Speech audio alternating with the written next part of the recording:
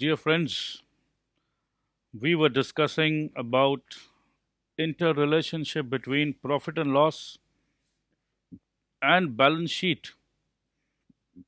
आज कंटिन्यू करते हैं। तो लास्ट डे हमने डिस्कस किया था कि प्रॉफिट एंड लॉस में रेवेन्यू वाले खर्चे आते हैं, बैलेंस शीट में कैपिटल वाले आते हैं। ठीक है, कॉन्सेप्ट को धीरे धीरे प्यार से बना के चलिए। Salaries paid is shown in the debit side of profit and loss account, but outstanding salaries is shown on the liability side of the balance sheet and is added to salaries. क्या बात है यार, एकदम जबरदस्त छक्का मारा गया कि साल का 9 महीना का सैलरी तो हमने मन्नू भैया को दिया और 3 महीने का सैलरी अभी तक हमने नहीं दिया है। तो 10,000 रुपया करके देते हैं दोस्त, तो 90,000 रुपया मन्नू भैया को हमने दिया और 30,000 रुपया नहीं दिया है।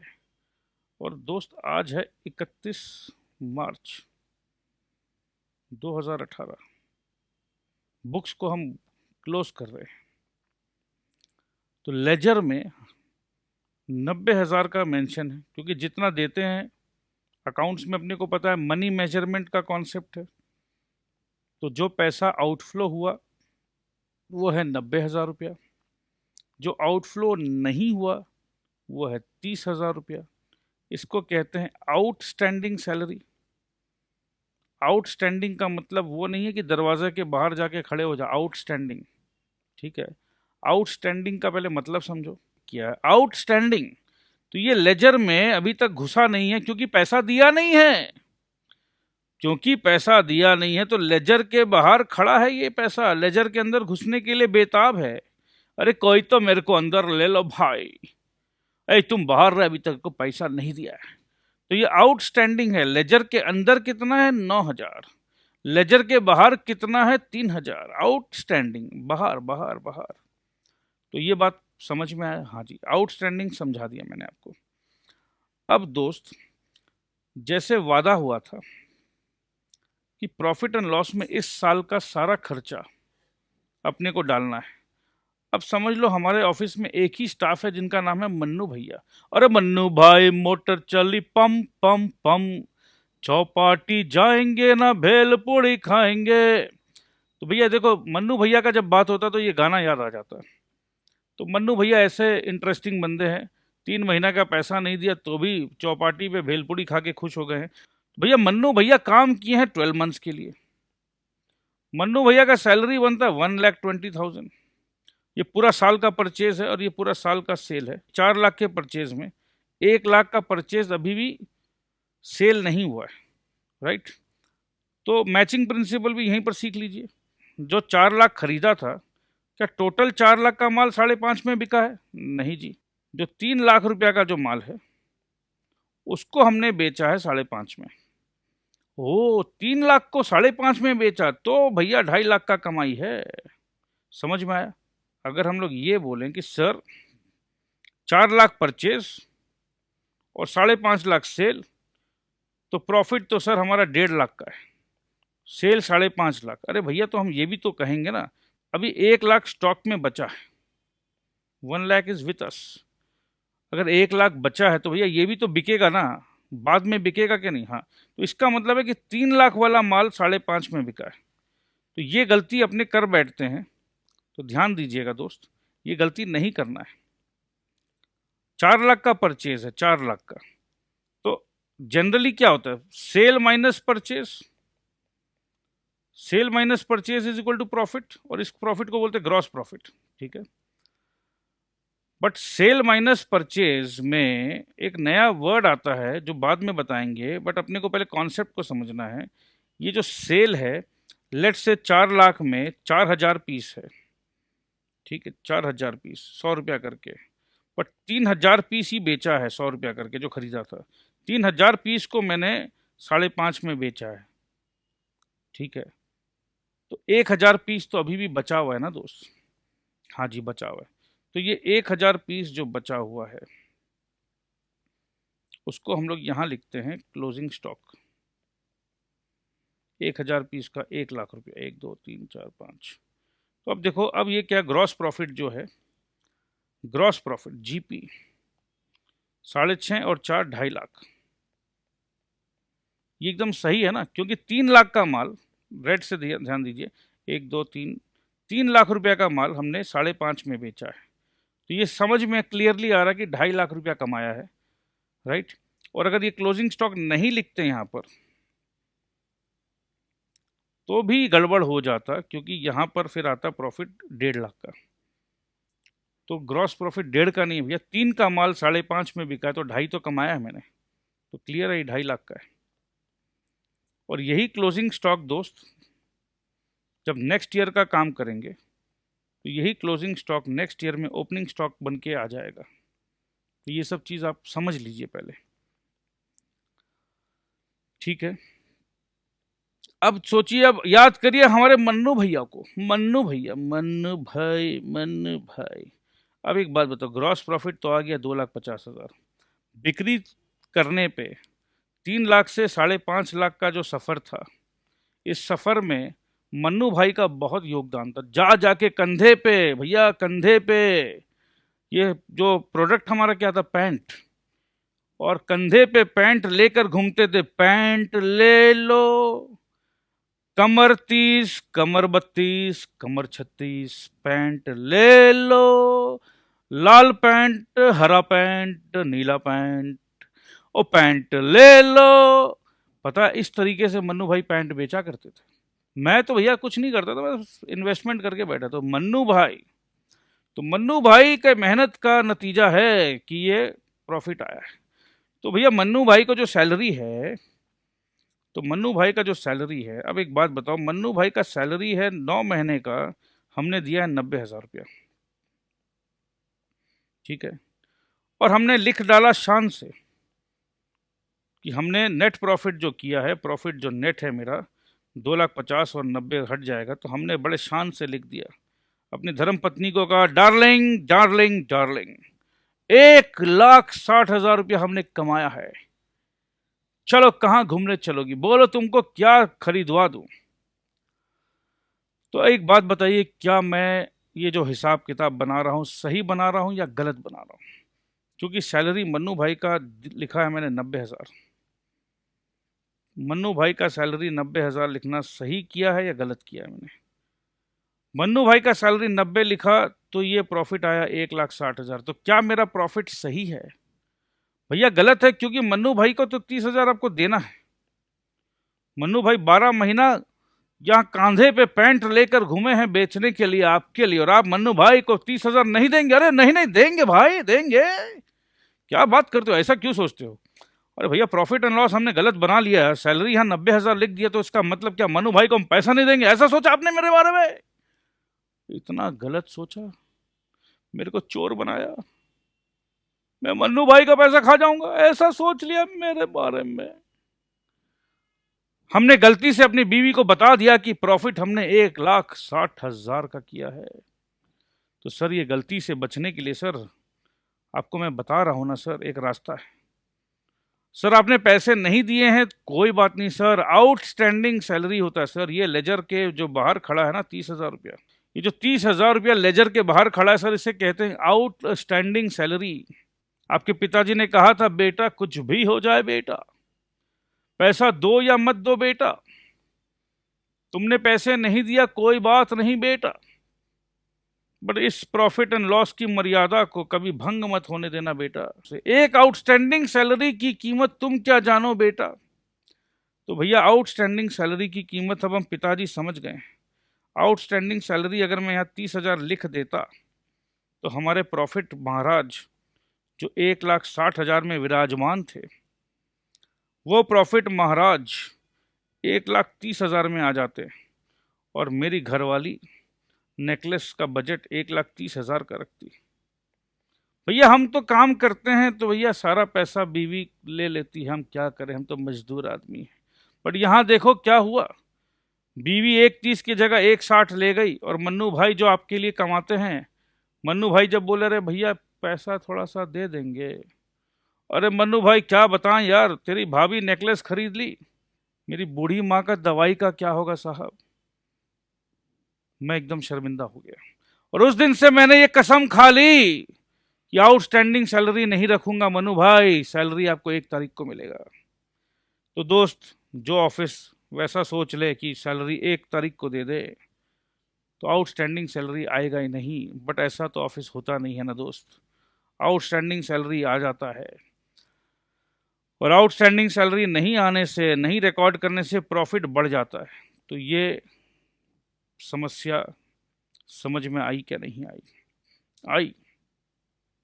तो अभी चर्चा में सर एक ही बात पूरा किया आपने, ये बात तो सर समझ में आया कि आउटस्टैंडिंग सैलरी को नहीं रिकॉर्ड करेंगे तो मेरा प्रॉफिट का फिगर गड़बड़ा जाएगा सर, और नुकसान भारी हो जाएगा।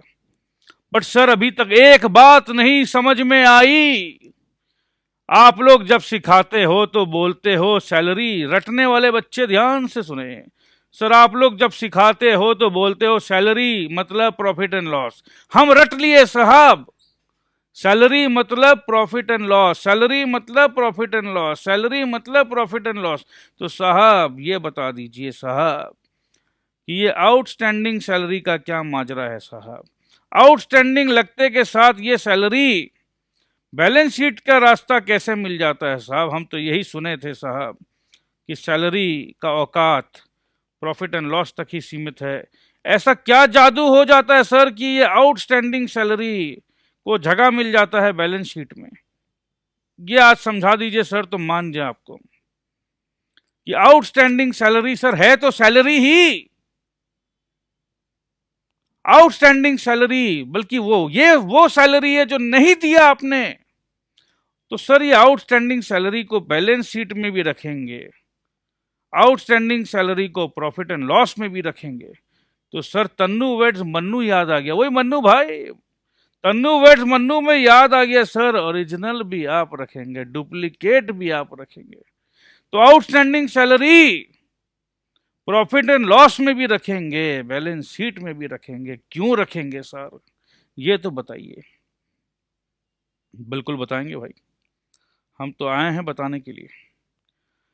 देखो दोस्त, पहले तो इस बात को आप लोग गौर से देखिए, समझिए, समझ कर जानिए, जान के मानिए, मान के पहचानिए कि आउटस्टैंडिंग सैलरी अगर हम नहीं रखेंगे तो प्रॉफिट जो है गड़बड़ हो जाएगी, प्रॉफिट का फिगर गड़बड़ हो जाएगा। और इस साल का सैलरी का खर्चा, इस साल का सैलरी का खर्चा 90,000 नहीं, इस साल का सैलरी का खर्चा 90,000 नहीं, सही मायने पे देखें तो 1,20,000 है, 1,20,000 है। तो ये हमने आउटस्टैंडिंग सैलरी जो यहाँ रखा है सही करने के लिए रखा है। सही सही फिगर चाहिए, यहाँ पर फिगर सही मांगता, तो सही फिगर है 1,20,000। अरे सर ये तो समझ गए थे, ये तो समझ गए थे सर, आप बार बार sir sir outstanding salary sir balance sheet में क्या कर रहे हैं? अरे यार समझता नहीं है यार भैया। देखो ये आउटस्टैंडिंग सैलरी, आउटस्टैंडिंग सैलरी का मतलब क्या है यार? पैसा दिया नहीं अभी तक, पैसा देना बाकी है, पैसा नहीं दिया अभी तक, कहाँ से दे? घर वाली नेकलेस बता ली, कहाँ से दे? जो भी है बैलेंस शीट, बैलेंस शीट में चीख चीख कर बैलेंस शीट एक चीज कहता है कि ये लायबिलिटीज है, ये एसेट है। और ये बैलेंस शीट किसका बनता है बताइए हमको? बैलेंस शीट कौन बनाता है? बैलेंस शीट बिजनेस बनाता है। और बिजनेस हमेशा चीख चीख कर कहता है देखो भैया मैं हूं बिजनेस, और मैं किसी के साथ नाइंसाफी नहीं करता हूं, मैं हूं ईमानदार। बल्कि जो मेरा मालिक है ना, मेरा मालिक कौन? मेरा मालिक टिकम चंद। तो मैंने टिकम चंद को भी जो पैसा जो मैंने ले रखा है ना, टिकम चंद कैपिटल, मैं बिजनेस हूं, ये बिजनेस है। बिजनेस कह रहा है टिकम चंद कैपिटल 5 लाख रुपया, ये बिजनेस कह रहा है। टिकम चंद जो मालिक है, इस बिजनेस का मालिक कौन? टिकम चंद। टिकम चंद से मैं 5 लाख लिया हूं, ये कौन कह रहा है? बिजनेस कह रहा है। तो बिजनेस कहता है कि टिकम चंद को भी पैसे लौटाऊंगा, इसीलिए तो टिकम चंद भले ही कैपिटल हो फिर भी लायबिलिटी के नीचे आता है। समझे? क्योंकि कुछ बच्चे को कन्फ्यूजन रहता है, अरे सर कैपिटल कैसे लायबिलिटी, वो तो मेरा ही पैसा है, तो मैं अपना ही पैसा अपने आप को दूंगा। क्योंकि अभी आपको जब मैं बोलूंगा आउटस्टैंडिंग सैलरी 30,000, अभी तक दिया नहीं, देना है। देना है तो जिम्मेदारी है, लायबिलिटी है, ऑब्लिगेशन है तो लायबिलिटी है, ऑब्लिगेशन है मतलब ऑब्लिगेशन है तो लायबिलिटी है। तो सर सैलरी तो आ गया, ऑब्लिगेशन है, समझ में आया सर, आपने बैलेंस शीट में लिख दिया लायबिलिटी है, ठीक है। तो सर नेक्स्ट क्वेश्चन आपका ये है कि टिकम चंद तो खुद ही का पैसा है सर, तो वो लायबिलिटी कैसे हुआ? तो देवी और सज्जनों, आज ये समझाने के लिए मैंने आपको ये बताया कि ये जो बैलेंस शीट बनता है, ये टिकम चंद साहब जो है, जो मालिक है, जो ओनर है, ओनर ऑफ द बिजनेस है, ये जो बैलेंस शीट जो बनता है, ये ओनर ऑफ द बिजनेस नहीं बनाता है। ये बैलेंस शीट कौन बनाता? ये बैलेंस शीट बिजनेस बनाता, बिजनेस।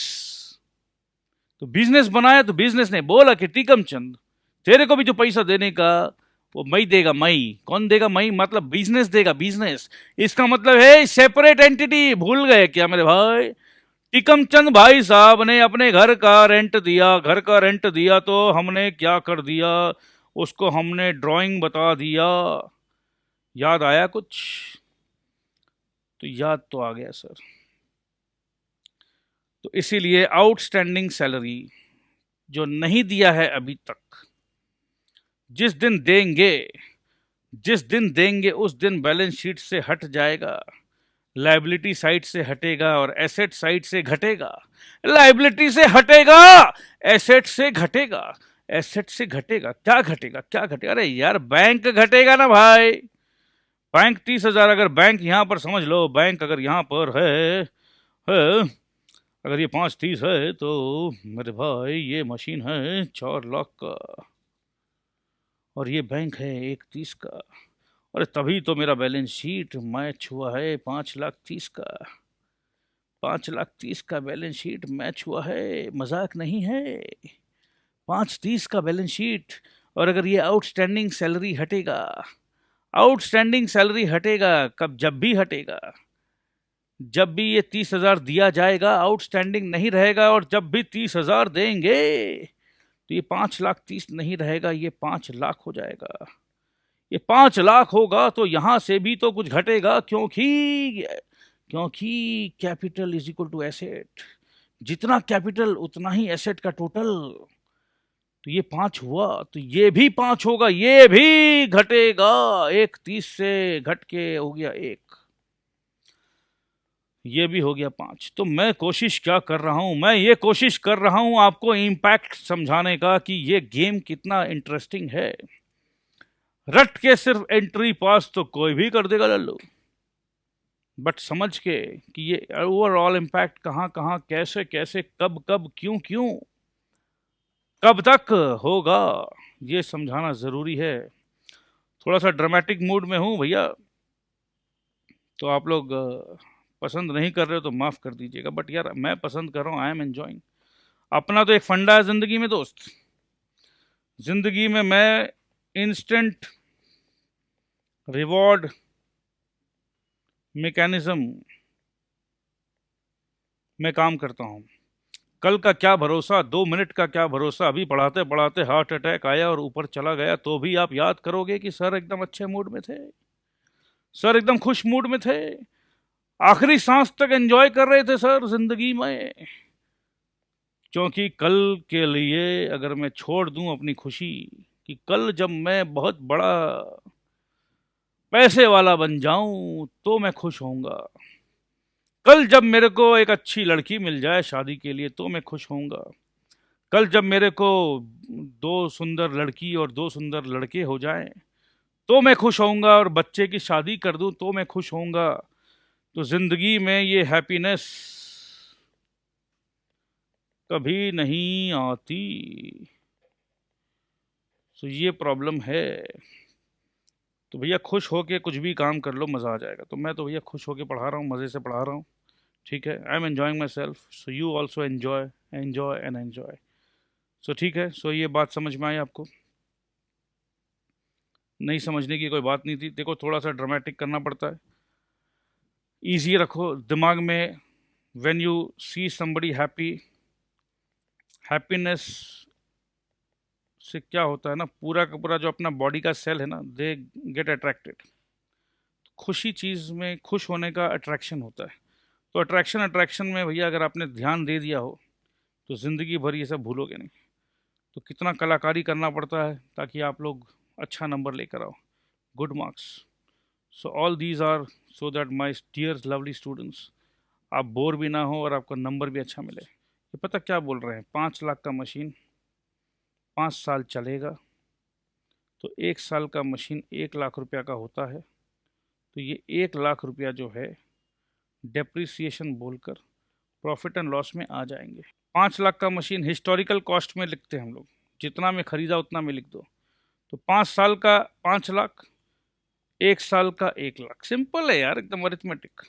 बैलेंस शीट वाले पिताजी ने वादा लिया था हमसे कि बेटा कुछ भी हो जाए वादा कर, 1 साल का सारा खर्चा दे या ना दे P&L में जरूर लिखेगा, पैसा नहीं दिया कोई बात नहीं। अब बाबूजी अब गाड़ी खरीदे तो जून में, समझ रहे हैं ना, अब इंश्योरेंस तो भैया 1 जून टू 31 मई होगा ना बाबूजी। बोला हाँ बेटा। तो बाबूजी अब बुक्स तो क्लोज कर दे रहे हैं 31 मार्च को, तो इसका कैलकुलेशन कैसे करें?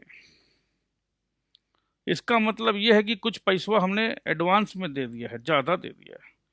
आपने तो वजन ले लिया था कि भैया 1 साल का ही लिखना, तो भैया 1 साल से ज़्यादा हो गया तो।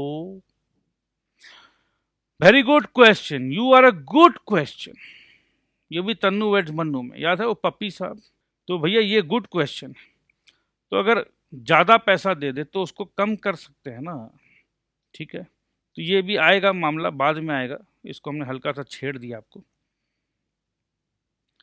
तो मशीन का बात कर रहे थे, तो that part which is attributable to a year, मतलब 5 साल का मशीन 5 लाख में, तो 1 साल 1 लाख में, considered as depreciation is debited to the profit and loss account and the balance is shown in the balance sheet as an asset। Balance को दिखाएंगे, मतलब कल तक एसेट में 5 लाख दिखा रहे थे, चीख चीख के ये मशीन अपने आप को बैलेंस शीट में, बाबूजी क्योंकि मैं बच्चा हूँ, मैं प्रॉफिट एंड लॉस वाला बच्चा हूँ और पिताजी जो है बैलेंस शीट वाले हैं, तो पिताजी बैलेंस शीट में 5 लाख बोल रहे थे मशीन को, पर पिताजी 1 साल का, पिताजी आप ही ने तो कहा था 1 साल का जो भी हो बेटे प्रॉफिट एंड लॉस में ले जाओगे।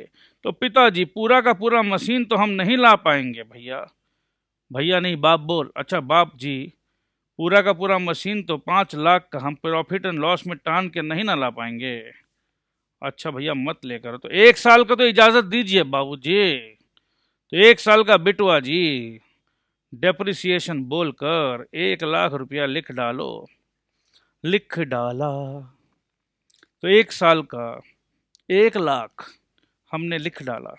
तो बाबूजी सुनिए बाबूजी, अब आप 5 लाख नहीं लिख पाएंगे, समझ रहे हैं, क्योंकि 1 लाख तो हम ले लिए ना।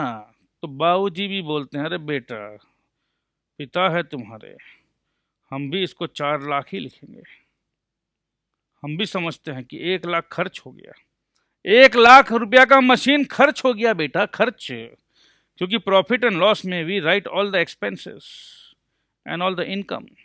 तो ये मशीन बेटा खर्च हो गया, खर्च। 1 लाख रुपए का मशीन 1 साल रुपए में, 1 साल में खर्च हो गया, एक्सपेंडिचर हो गया। तो भैया इसीलिए तो लिखे हैं ना यहाँ पर डेप्रिसिएशन बोल के, 1 लाख रुपया खर्चा हो गया। Is it clear? Profit and loss में डेप्रिसिएशन 50,000, फिक्स्ड एसेट था 5 लाख का, लेस डेप्रिसिएशन 50,000। सर अभी अभी तो आपने 1 लाख कहा था। अरे भैया वो तो मैं एग्जांपल दिया था, ऐसा भी तो हो सकता है कि ये 10 साल वाला मशीन हो, 10 ईयर वाला। अगर 10 ईयर का 5 लाख तो 1 ईयर का बोल कितना, 1 ईयर का 50,000। चलो यार ठीक है, थैंक यू इतना समझने के लिए बहुत बहुत धन्यवाद। आप लोग इतने इंटेलिजेंट हो ना कि एकदम दिल रखता कि रो लूँ, भी मैं थोड़ा सा रोने का मन कर रहा है। मैच मेकिंग किसका? दूल्हा का दुल्हन के साथ, दूल्हा एंड दुल्हन। तो ये दूल्हा दुल्हन कॉन्सेप्ट है मेरे दोस्त, मैचिंग प्रिंसिपल। जैसे कि दूल्हा अपने दुल्हन से कैसे दूर रहे, दुल्हन अपने दूल्हा से कैसे दूर रहे, रहेगा क्या कोई? कोई नहीं रहता है सर, कोई नहीं रहता है सर। तो दूल्हा कौन दुल्हन कौन? अरे भैया क्या यार, अब ये भाई बात पूछेंगे आप लोग, बताइए। ये बड़ा विश्वास नहीं हो रखी है, आपको पूछना पड़ता है। दूल्हा कौन दुल्हन कौन, ये पूछकर आपने दिल तोड़ दिया मेरा फिर से। मैं हूं दूल्हा, मैं। और दुल्हन कौन?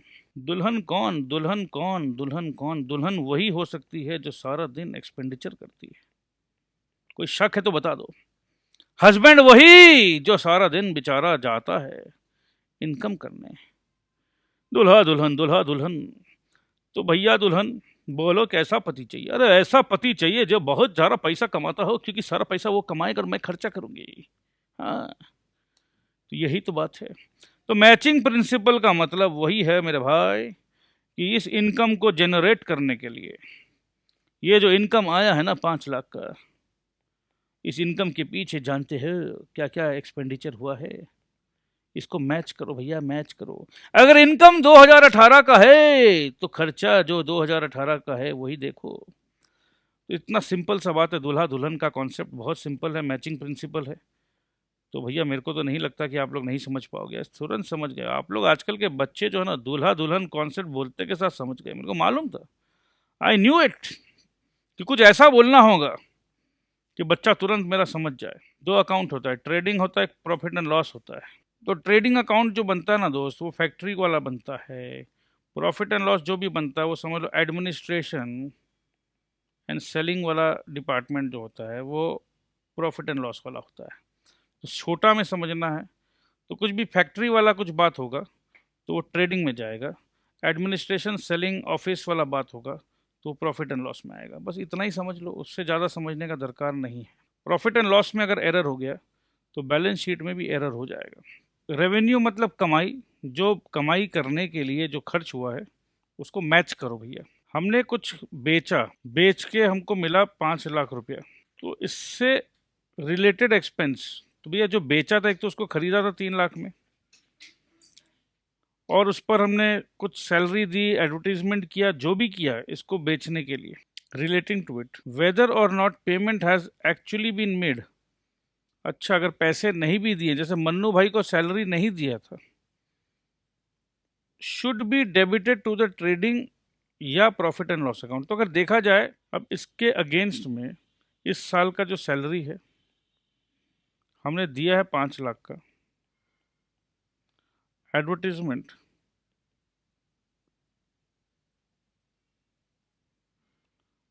एडवर्टीजमेंट हमने किया है 2 लाख का। बट ध्यान से देखें, सैलरी अभी भी कुछ बाकी है। आउटस्टैंडिंग सैलरी है 50,000 का, आउटस्टैंडिंग एडवर्टीजमेंट है 20,000 का। तो अगर ये सब जो सैलरी है या एडवर्टीजमेंट है इस सेल से रिलेटेड है, तो अगर इस सेल से रिलेटेड हम ये खर्चा नहीं डालते हैं तो ध्यान दीजिएगा दोस्त, मैं पहले रेड वाले को इग्नोर करके प्रॉफिट निकालता हूँ। तो इमेजिन करिए, परचेस भी डाल देता हूँ, परचेस 15 लाख का। तो कुल मिला के अगर मैं रेड वाले को इग्नोर करता हूँ तो हमारा प्रॉफिट 15, 20, 15, 5, 20 और 2, 22, तो हमारा प्रॉफिट आएगा 8 लाख रुपए का, जो कि गलत है। क्योंकि 50,000 रुपया, एक तो अभी लास्ट टाइम हमने पढ़ा था कि आउटस्टैंडिंग जो भी है वो लिखना है, ठीक है। बट अब मैचिंग प्रिंसिपल के आधार पे, मैचिंग प्रिंसिपल के आधार पे 31 मार्च हम लोगों को मैचिंग प्रिंसिपल क्या याद दिला देता है कि देखो भैया, ये रेवेन्यू आए, इस रेवेन्यू के पीछे जो भी एक्सपेंस है, ठीक है, ये दूल्हा है तो दुल्हन को भी मैच कर लो, जो भी खर्चा है देख लो। तो ये खर्चा है हमारा, सैलरी जो है 5 लाख तो दे दिया है और 50,000 नहीं दिया है, ये मेरा एक्सपेंस है। तो एक लाइन था, एक्सपेंस वेदर पेड और अनपेड। तो ये अनपेड है मेरे भाई, तो भी ये यहाँ पर आएगा। ये भी अनपेड है तो भी आएगा। आउटस्टैंडिंग का मतलब ये ना लेजर के बाहर खड़ा है। तो जैसे ही हम इसको इंक्लूड कर लेंगे हमारा प्रॉफिट भी सही आ जाएगा। 8 लाख की जगह प्रॉफिट आएगा, सही प्रॉफिट आएगा 7,30,000। ओपनिंग इन्वेंट्री को क्यों ट्रेडिंग अकाउंट में लाया जाता है? देखो भैया, ट्रेडिंग अकाउंट जब हम बना रहे हैं तो पिछले साल का कुछ गुड्स 2 लाख रुपए का, समझो 2000 पीस था हमारे पास, 2000 पीस इंटू 100 रुपया। पिछले साल, पिछले साल का अगर हम लोग बैलेंस शीट में एसेट साइड में क्लोजिंग स्टॉक बोल के लिखे थे 2 लाख रुपया।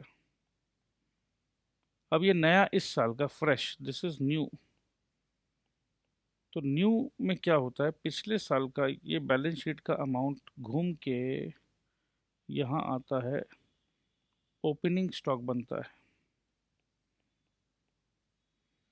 ओपनिंग स्टॉक में लिख दिया हमने 2000 पीस इंटू 100 रुपया, 2 लाख रुपया।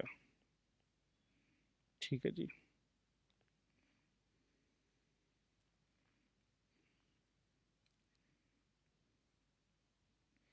इस साल जब हमने बिजनेस शुरू किया, इस साल, ये तो पिछले साल का बचा हुआ माल है हमारे पास। क्या इस बचे हुए माल को हम क्या गटर में फेंक देंगे? अरे नहीं साहब, हम इस बचे हुए माल को भी इस साल सेल करेंगे। बिल्कुल सही। और जब भी हम सेल करेंगे उसका अमाउंट यहाँ पर आएगा। एकदम सही चल रहे हैं हम लोग। इस साल हमने नया परचेज किया, नया डिज़ाइन का सामान परचेज किया, 8,000 पीस इंटू 125 रुपये। ये चलो एक बार कॉम्प्लिकेट नहीं करते हैं, 100 रुपया।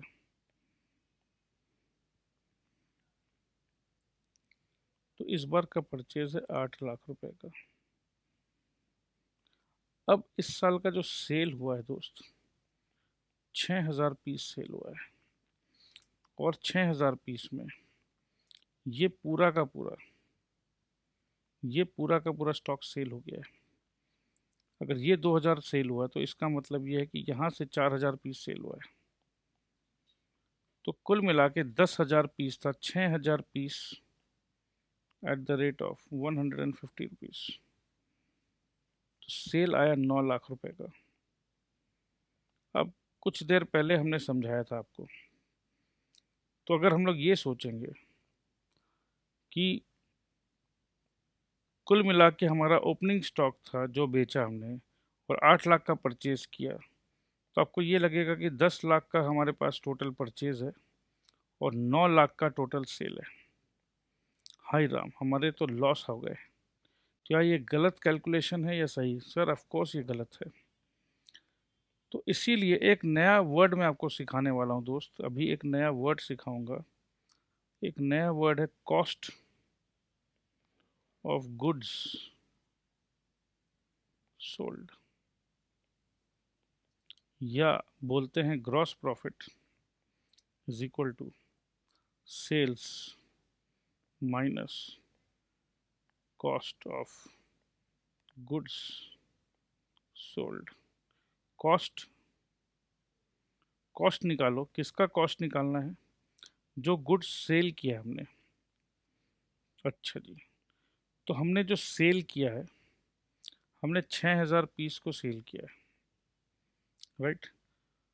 तो 6,000 पीस जिसको सेल किया है उसका कॉस्ट कितना है?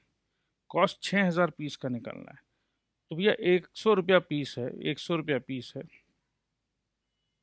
और अगर यहाँ 125 रुपया पीस होता, ठीक है, तो भी उस हिसाब से कैलकुलेशन करते कि 2000 का तो ये कॉस्ट और बाकी 4000 का ये कॉस्ट, ठीक है। बट अभी हमने सिंप्लिसिटी के लिए 6,000 पीस का कॉस्ट है 6 लाख रुपया।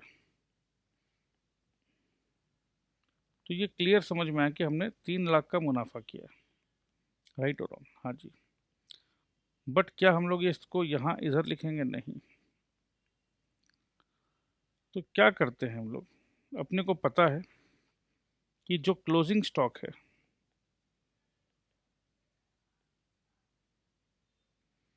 बेसिकली ओपनिंग स्टॉक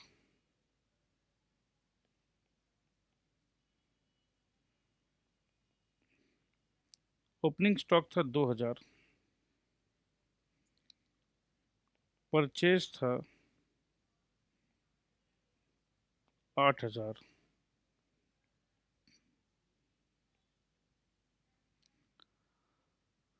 कुल मिला के था हमारे पास 10,000 पीस। 10,000 पीस था, बेचा हमने 6,000 piece.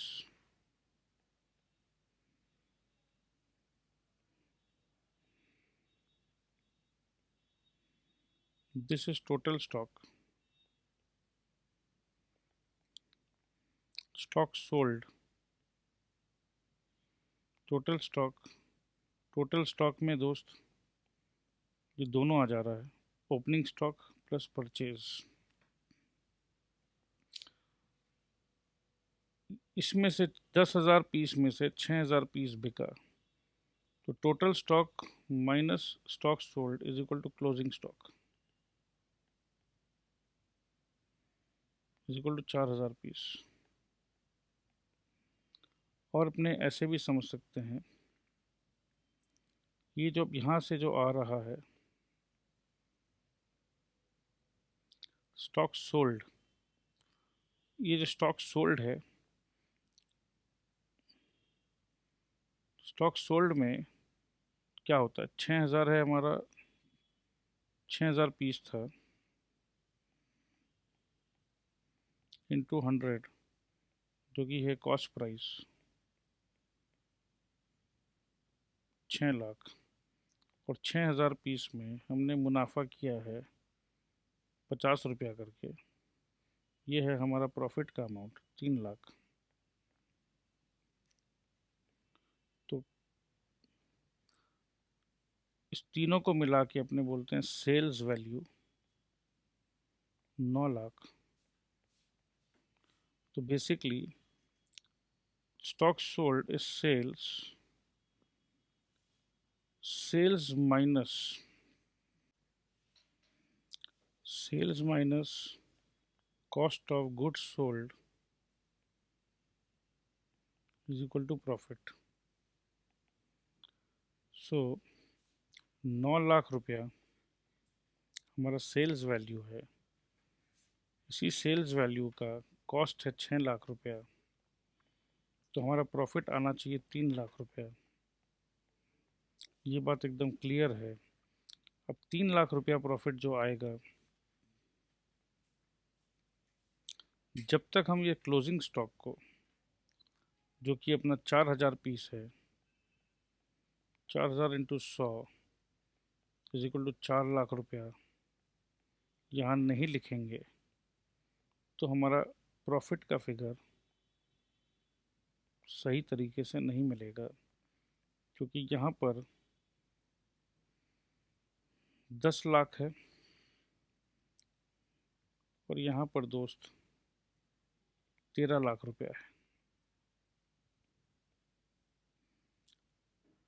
13 lakhs, 13 lakhs, 13 lakhs. So your profit is जो 10 लाख हटा रहा हूँ मैं, 3 लाख रुपीज़। तो ये सिंपली पता चलता है कि 9 लाख रुपए का जो सेल्स है, इसका कॉस्ट कितना था, तो 6,000 पीस इंटू 100 रुपया, 6 लाख रुपया कॉस्ट है। तो ये तुरंत समझ में आता है कि 3 लाख आना चाहिए ग्रॉस प्रॉफिट। ऐसे तुरंत देखने से ही समझ में आ जाता है। बट अगर हम लोग जो बैलेंस नहीं बिका है, मैच करना है हम लोगों को, राइट, तो मैच करना है, तो ये मैचिंग प्रिंसिपल में काम हो रहा है। इस साइड का जो इनकम है, ये जो दूल्हा है इधर जिसने कमाया, तो इस साइड अगर 6000 पीस है तो इस साइड भी 6000 पीस होना चाहिए। मैचिंग कर रहे हैं हम लोग। तो क्योंकि ये जो कमाई आया है दोस्त, ये 6000 पीस का 9 लाख का कमाई आया है, और इधर अपने जब देख रहे हैं 2000 प्लस 8000, ये हो रहा है 10,000 पीस। तो मैच नहीं हो रहा है। तो मैच नहीं होने के वजह से हम लोग इसको इस साइड ले आ रहे हैं। 4000 पीस को हम लोग इधर ले आ रहे हैं। ठीक है, ये 4000 पीस को इधर लाने से अपने सब कुछ मैच कर ले रहे हैं और आराम से प्रॉफिट, सही प्रॉफिट 3 लाख रुपया अपने निकाल पा रहे हैं, वरना गड़बड़ हो जाता। आइए पॉइंट बी में आ जाते हैं कि जब अपने बुक्स ऑफ अकाउंट्स को यहाँ इस डेट पे क्लोज कर रहे हैं, ये इस साल का है, तो ये नीला वाला नेक्स्ट ईयर से चालू होगा, बट एक्सपेंस तो इस साल में आ रहा है, और इस साल का एक्सपेंस का जो इनकम है वो नेक्स्ट ईयर में आएगा। अब ये कैसे करें, ये कैसे करें? मैच करना है। खर्चा तो इस साल हो गया है, खर्चा तो इस साल हो गया है, बट इस खर्चे का जो बेनिफिट है वो नेक्स्ट ईयर मिलेगा। तो भैया वादा किया था हमने तो वादा किया था कि पिताजी को प्रॉफिट एंड लॉस में इस साल का सारा एक्सपेंस हम डाल देंगे। तो अब क्या होगा? अब उस वादा का क्या होगा? If some expense has been incurred but against it, इस खर्चे में जो हमने खर्चा कर दिया है, sale will take place in the next year और income will be received next year. The expense should not be debited to the current year profit and loss account। तो इसका मतलब ये है कि पिताजी को जो हमने वादा किया था, पिताजी को जो वादा किया था कि प्रॉफिट एंड लॉस में इस साल का सारा एक्सपेंस आ जाना चाहिए, तो इसका मतलब उस वादे में एक चीज़ मिसिंग था। पिताजी ने मरते समय जो कहा, मैं तो बालक था, नहीं समझ पाया, तो पिताजी शायद ये कहना चाहते थे कि इस साल का सारा एक्सपेंस जो आपने किया है इनकम जनरेट करने के लिए, और ये इनकम किस साल जनरेट होगा? अरे भैया, इफ ये एक्सपेंस अगर आपने 2018 में किया है तो ये इनकम भी तो 2018 में ही जनरेट होना चाहिए। और अगर ऐसा कुछ हो रहा है कि इनकम 2019 में जनरेट होगा,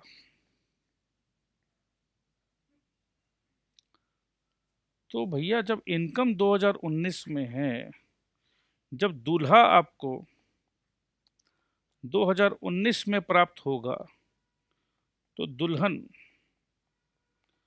2018 में कैसे मिल सकती है मेरे भाई? ये बताइए आप हमको। शादी होगा ना, मैचिंग प्रिंसिपल। जब दूल्हा बोल रहा है कि जी मैं तो हूँ अभी अब्रॉड में, मैं तो जी अमेरिका में हूँ, मैं इंडिया आऊँगा 2019 में, दुल्हन आपकी जो है वो इंडिया में है 2018 में, तो कैसे हम एक जगह, प्रॉफिट एंड लॉस मतलब एक जगह है ना, तो एक जगह रखना है, मैचिंग करके रखना है। दुल्हन को रख दिया 2018 के प्रॉफिट एंड लॉस में, और दूल्हा को रखेंगे 2019 के प्रॉफिट एंड लॉस में, तो ये दूल्हा दुल्हन तो सेपरेट हो गए ना भैया, मैच कहाँ हुए? आपने जोड़ी को मैच करने का वादा किया था, तो दूल्हा दुल्हन को आप बिछड़वा नहीं सकते। ये घोर अपराध हो जाएगा, घोर पाप हो जाएगा। अगर दुनिया में अगर किसी ने भी ऐसा कुछ किया है कि दो प्यार करने वाले व्यक्ति को, जो शादी कर चुके, दूल्हा दुल्हन है, और हम षड्यंत्र करके उस दूल्हा दुल्हन को अलग कर दें, इससे बड़ा पाप आप इस दुनिया में नहीं कर सकते हो। तो क्या आप पाप करोगे दोस्त?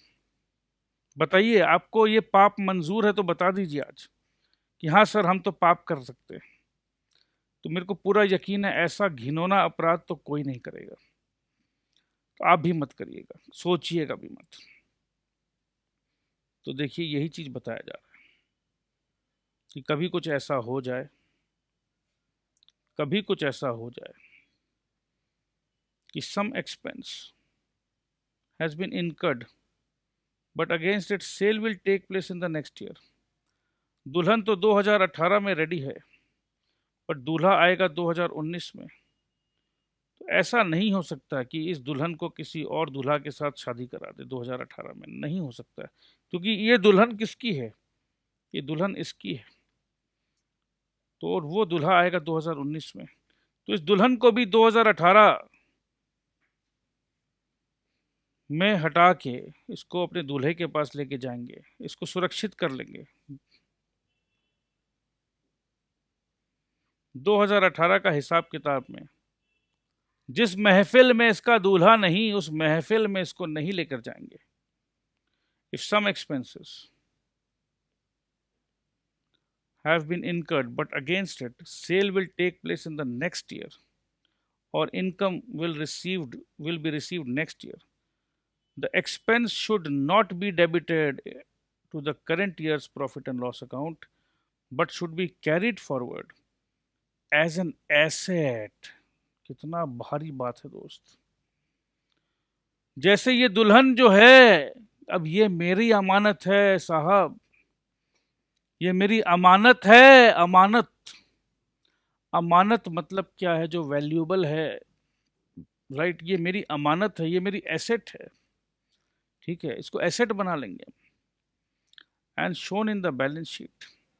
जब भी देखो profit and loss and balance sheet एक ही परिवार के सदस्य है, ये बात तो पता चल चुका था हम लोगों को।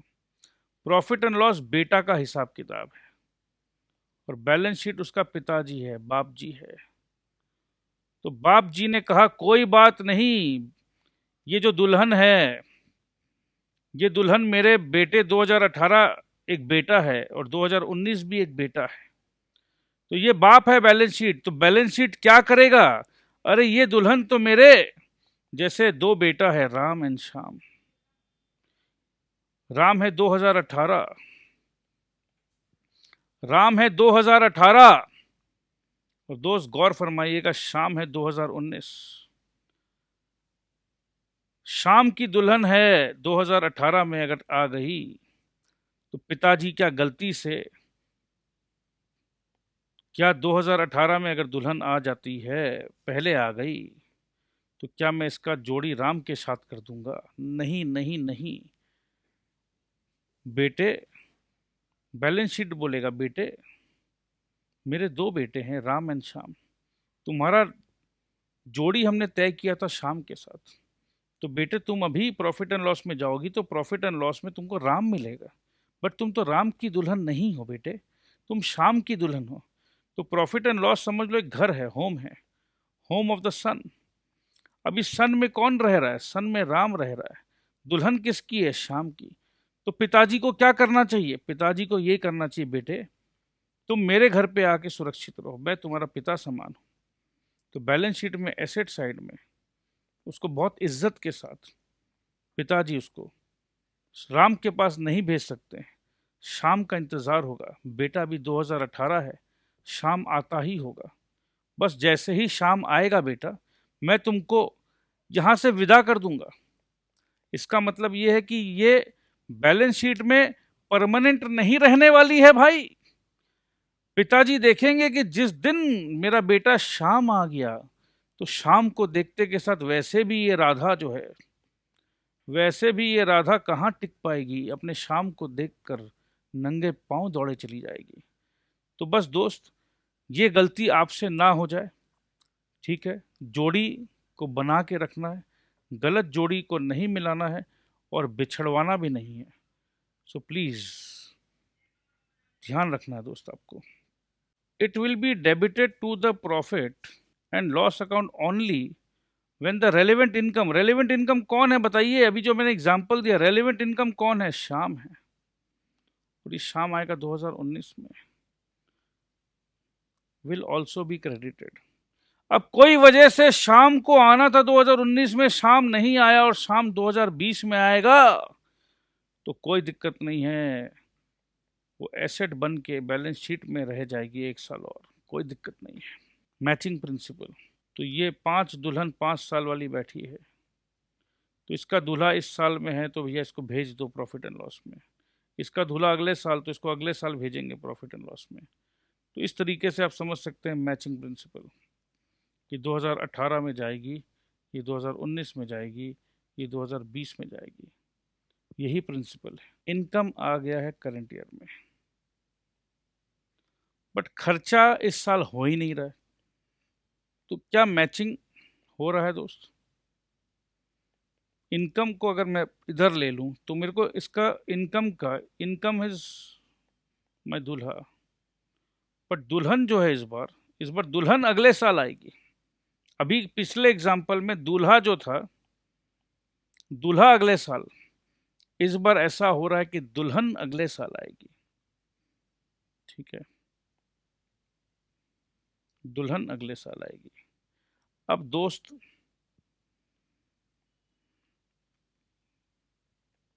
जब पिताजी ने बेटे को प्रॉफिट एंड लॉस दे दिया था, अब ये दूल्हा को वापस पिता के घर पे रहना है, जहां पर कि pre and L and balance sheet तो अलग अलग था ही कि ठीक है हम लोग वैसे एक है बट तुम लोग अलग अलग जगह पे रहेंगे, हम लोग अंडरस्टैंडिंग था।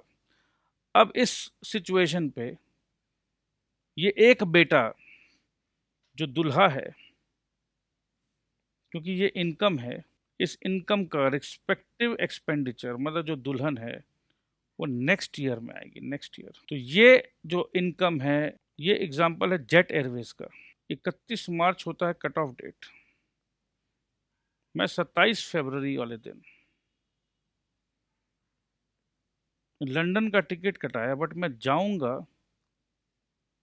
7 अप्रैल को। तो 27 फरवरी को मेरे अकाउंट से 60,000 रुपया चला जाता है, और ये मिलता किसको है? जेट एयरवेज को। तो जेट एयरवेज के लिए तो ये इनकम है जो कि 27 फरवरी को मिल गया,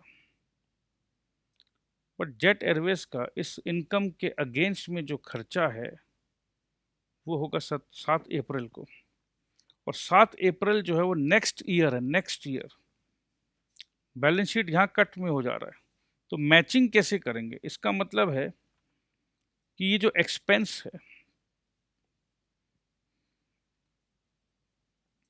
एक्सपेंस जेट एयरवेज का होगा 7 अप्रैल को in the books of jet Airways. ठीक है, in the books of jet Airways. और जेट एयरवेज को इनकम मिल गया 27 फरवरी को, तो इनकम मिल गया मतलब दूल्हा मिल गया है।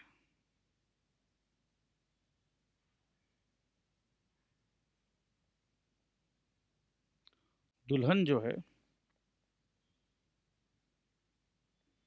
दुल्हन 7 अप्रैल को। तो क्या हम दूल्हा को इस साल के बैलेंस शीट में रखना चाहिए? नहीं रखना चाहिए, दूल्हे को निकाल लो यहाँ से। तो दूल्हे को जब भी हम प्रॉफिट एंड लॉस से निकालेंगे तो दूल्हा को लेकर जाएंगे हम बैलेंस शीट में, और दूल्हा को बैलेंस शीट में ले जाके, जैसे अपने ससुर लोग क्या करते हैं ना, बहू को तो बहुत लाड प्यार से रखते हैं, एसेट बना के रखते हैं, बहू को एसेट बना के रखते हैं। ठीक है, बहू है ना, अरे भाई बहू है, बहुत लाड प्यार करते हैं। ठीक है, और यहाँ बेटा जो है, आजकल ज़माना उल्टा हो गया, बेटा को लाइबिलिटी समझ रहे हैं, गलिया रहे हैं बेटे को, तो बेटे को लाइबिलिटी साइड में रख रहे हैं। हाँ, तुम्हारी दुल्हन जिस दिन आएगी ना तुमको भेज देंगे हम, हमारे सर पे आके बैठ गए। कॉन्सेप्ट को ऐसा समझो कि भैया पिताजी एकदम अलग रह रहे हैं, पिताजी को भैया बेटा बहू के साथ नहीं रहना, तुम अपना अलग मस्ती करो, हम अपना अलग मस्ती करेंगे। ठीक है, अब क्योंकि तुम्हारी दुल्हनिया नहीं आ रही है, ठीक है, 7 अप्रैल का बात है, तो तुम भैया एक काम करो, आ जाओ भैया, यहाँ आ जाओ, कुछ दिन के लिए रह लो, बट बेटा को लायबिलिटी समझ रहे हैं और बहू को एसेट समझ रहे हैं। ठीक है, सो कॉन्सेप्ट पर पूरा फोकस मेरे ख्याल से आपका बना हुआ है। न्यूज़पेपर और magazines usually receive subscription in advance for a year. The part of subscription that covers copies to be supplied next year is treated as income received in advance. So अब हम लोग दोस्त आ गए हैं ट्रेडिंग अकाउंट में। Trading account में बहुत ज़्यादा कुछ है नहीं, ये आपको भी पता है, मेरे को भी पता है। अब इसको आराम से हम लोग देखेंगे, ठीक है।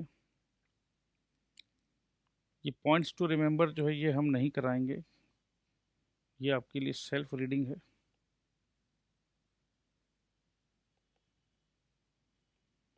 और अब ये सब जैसे आइटम वाइटम लिख देते हैं ना, ट्रेडिंग अकाउंट के आइटम्स, तो ठीक है, कोई बात नहीं, पढ़ेंगे आराम से।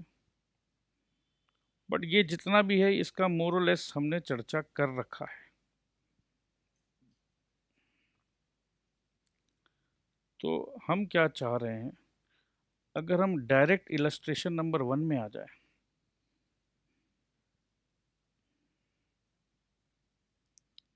तो आपका नुकसान नहीं होगा। और आप लोग चाहो तो इसको सेल्फ रीडिंग मोड में ले जाना, क्योंकि जो इम्पोर्टेंट बात, जो कॉन्सेप्चुअल बातें जो थी, वो दोस्त मैंने आपको बहुत ईमानदारी से समझाया है। तो इसको मैं रिक्वेस्ट करूँगा कि इसको आप सेल्फ रीड मोड में चले जाना। और मेरे को पूरा उम्मीद है आप ये नहीं बोलोगे कि सर ने छोड़ दिया, बल्कि पढ़ाऊँगा तो लगेगा कि बहुत स्लो एंड स्टडी पढ़ रहे हैं। हाँ, बस इसमें एक चीज़ ध्यान रखना कि ट्रेडिंग अकाउंट में ओपनिंग स्टॉक तो हम कर चुके हैं, ट्रेडिंग अकाउंट में ओपनिंग स्टॉक, फिर परचेज का भी बात कर चुके थे हम। एक बात जो नहीं किए थे वो है डायरेक्ट एक्सपेंसेस। डायरेक्ट एक्सपेंस मतलब इस परचेज को करने के लिए जो भी एक्सपेंस लगा है वो इसको इसमें ऐड होगा, less cost of goods sold. जितना हमने सेल किया था याद है यहाँ पर,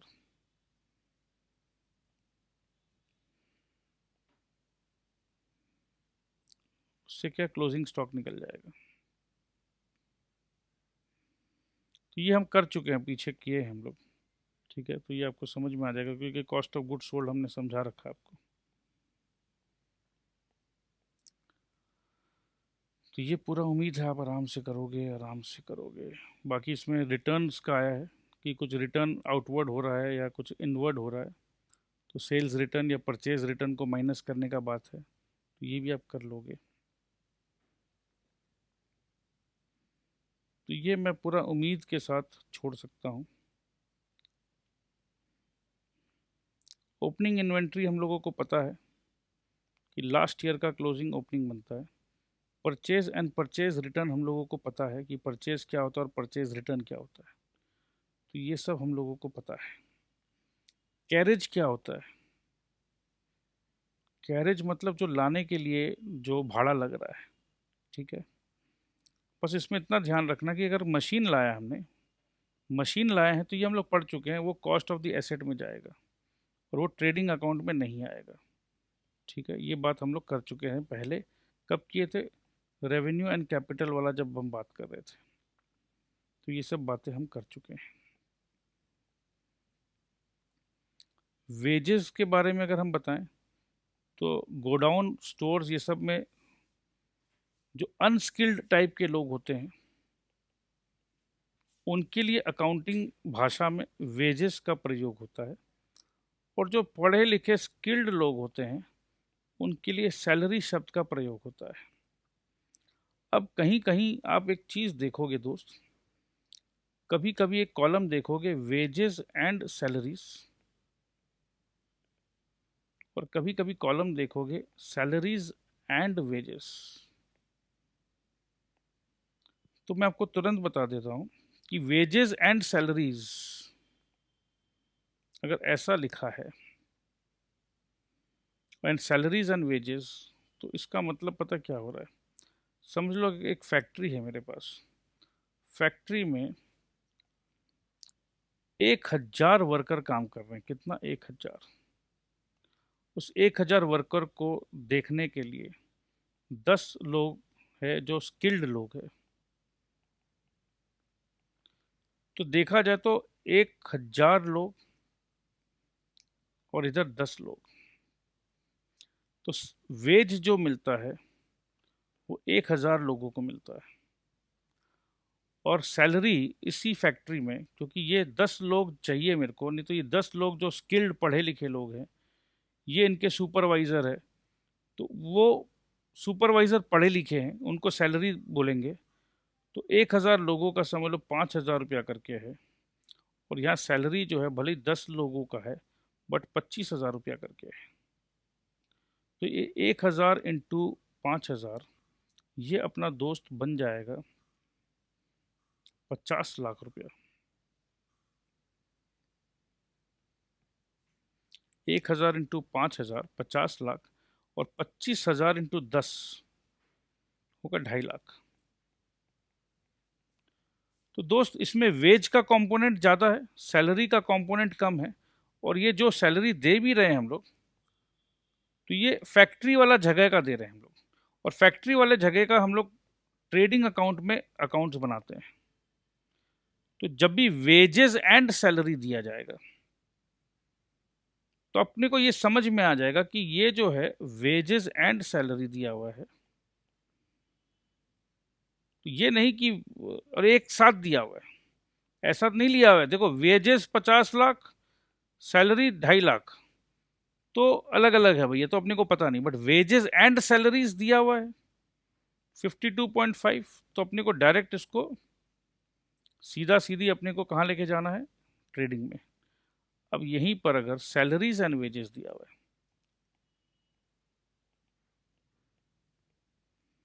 अब मेरे ऑफिस में समझ लो 1000 लोग हैं और उनको 25,000 करके मिलता है, तो 25 लाख का सैलरी है, बट इस 1000 लोगों के पीछे 100 छोटे मोटे लोग भी है, पीएन है, ड्राइवर है, स्वीपर है, ठीक है। सो इस सिचुएशन पे सैलरीज एंड वेजेस बोलेंगे, क्योंकि सैलरी 25 लाख है और वेज हो सकता है 2 लाख हो या 3 लाख हो, वॉट एवर। तो ये जो वेज भी जो दे रहे हैं ये ऑफिस के हिसाब से दे रहे हैं, तो ये प्रॉफिट एंड लॉस में जाएगा।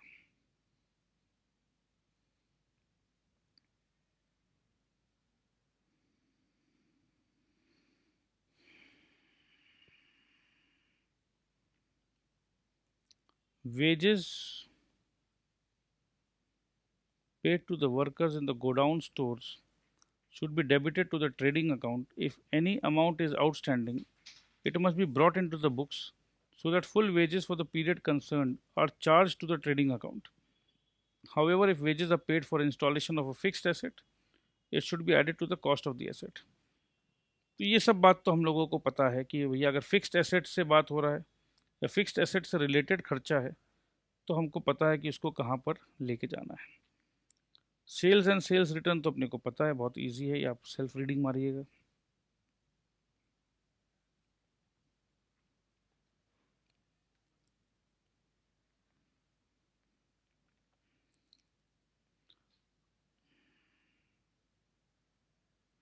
ये इंपॉर्टेंट लाइन है, sometimes goods are sold on approval basis, that is when the customer has the right to return the good within the stipulated period.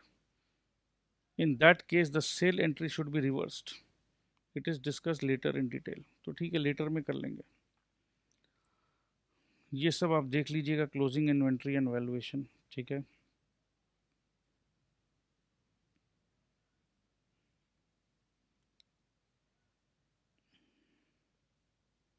ये अपने को पता ही है, the valuation principle is cost और net realisable value whichever is lower.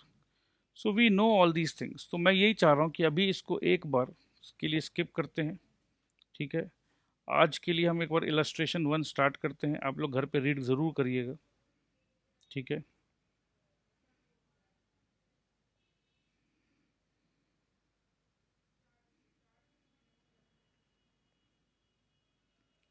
So illustration 1 करते हैं। Purchase on sales, तो भैया बताइए, डेबिट वाला सेल है और क्रेडिट वाला परचेज है? नहीं नहीं सर, परचेज डेबिट वाला है और सेल क्रेडिट वाला है। ये सब इतना तो आपको मेरे ख्याल से पता चल ही गया होगा कि कौन सा डेबिट बैलेंस होता है, कौन सा क्रेडिट बैलेंस होता है। परचेज जो होता है दोस्त, किसको रिप्रेजेंट करता है? परचेज रिप्रेजेंट करता है कैपिटल को। याद है ना, हमने बताया था कि कैपिटल में सब एडजस्टमेंट नहीं करने के जगह हम लोग उसको ले जाते हैं प्रॉफिट एंड लॉस में। तो प्रॉफिट एंड लॉस में क्या आता है, परचेज आता है। तो परचेज करने से कैपिटल घटेगा या बढ़ेगा, कैपिटल घटेगा। तो जब भी कैपिटल घटता है तो वो डेबिट होता है, ये मैंने वापस से बता दिया दोस्त। सो परचेज डेबिट है, और सेल जब भी कैपिटल बढ़ेगा तो सेल क्रेडिट होगा। डेटर्स एंड क्रेडिटर्स, डेटर तो हमारा एसेट है, डेबिट बैलेंस, क्रेडिटर ये। ओपनिंग स्टॉक, ओपनिंग स्टॉक हमारा डेबिट बैलेंस है। क्लोजिंग स्टॉक हमारा डेबिट बैलेंस है। Other expenses and income, expense हमारा डेबिट है, इनकम हमारा क्रेडिट है। अब देखो ये तो कॉमन सेंस का बात है, बच्चों को पता है कि भैया खर्चा जो है वो कम होगा, इनकम ज़्यादा होगा। बट कुछ बच्चे ये कहाँ कंफ्यूज हो जाते हैं, क्योंकि वो रटने वाले बच्चे हैं। अब अगर ऐसा कुछ कर दे, भैया इंस्टीट्यूट का पेपर सेटर सियाना होता है, वो क्या करेगा, एक्सपेंस में दिखाएगा 9 लाख, इनकम में दिखाएगा 7 लैक्स। अब जो रटने वाले बच्चे हैं उनको लगेगा अच्छा ये ज़्यादा है तो भैया इनकम ज़्यादा होना चाहिए, तो वो कुछ ना कुछ एक्सपेंस एंड इनकम लिखा हुआ है, एक्सपेंस एंड इनकम लिखा हुआ है देखिए। तो वैसे भी समझा जाए तो पहले एक्सपेंस आना चाहिए। बट ज़्यादा होशियार वाले बच्चे या रटने वाले बच्चे, जिनका अपना खुद का एक दिमाग और खुद का एक लॉजिक होता है, तो भैया वो अपने लॉजिक से चलते हैं तो गलत कर देते हैं। तो रटिए मत, समझिए। Fixed assets and long term liabilities 25 lakh and 6 lakh, capital 21 lakh. ठीक है, तो इसमें ये सारा इन्फॉर्मेशन तो जान के बड़ा अच्छा लगा जी। एडिशनल इन्फॉर्मेशन भी दिया है। क्रेडिटर्स बैलेंस एज ऑन 1 अप्रैल 2016 इस 3 लाख रुपए। क्रेडिटर का बैलेंस 3 लाख रुपए था, और दैट वाज ऑन 1 अप्रैल 2016। तो 3 लाख से क्रेडिटर का बैलेंस 4 लाख में पहुंच गया। ठीक है जी।